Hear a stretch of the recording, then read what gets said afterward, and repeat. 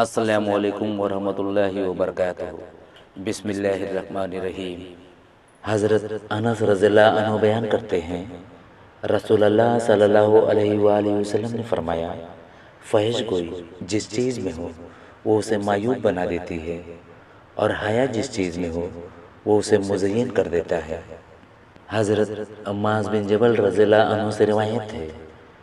رسول اللہ صلی اللہ علیہ وآلہ وسلم نے فرمایا،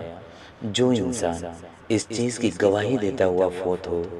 کہ اللہ کے سوا کوئی معبود نہیں، اور میں یعنی محمد صلی اللہ علیہ وآلہ وسلم اللہ کا رسول ہوں، اور یہ گواہی اس کا دل یقین سے دے رہا ہو، تو اللہ تعالیٰ ضرور اس کی مغفرت فرما دے گا۔ حضرت سعد بن ابی وقاص رضی اللہ عنہ نبی صلی اللہ علیہ وآلہ وسلم سے اس حدیث میں بیان کرتے ہیں، انہوں نے کہا، میں نے عرض کیا، اے اللہ کے رسول، فرمائیے کہ اگر کوئی فتنہ پرور میرے گھر میں داخل ہو جائے اور مجھے قتل کرنے کے لیے اپنا ہاتھ بڑھائے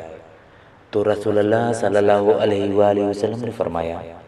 حضرت آدم علیہ السلام کے اس بیٹے کی مانند ہو جانا۔ یزید بن خالد نے یہ آیت پڑھی۔ ترجمہ، اگر تو نے میرے قتل کے لیے ہاتھ بڑھایا تو میں تجھے قتل کرنے کے لیے اپنا ہاتھ تیری طرف نہیں بڑھاؤں گا، بے شک میں اللہ رب العالمین سے ڈرتا ہوں۔ حضرت مقداد بن اسود رضی اللہ عنہ سے روایت ہے، انہوں نے کہا، اللہ کی قسم، میں نے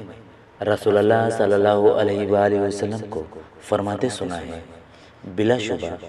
انتہائی خوشبخت ہے وہ انسان جو فتنوں سے بچا رہا، بڑا خوشبخت ہے وہ انسان جو فتنوں سے بچا رہا،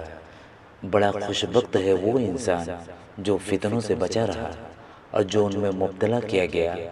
پھر اس نے صبر کیا تو اس کا کیا کہنا۔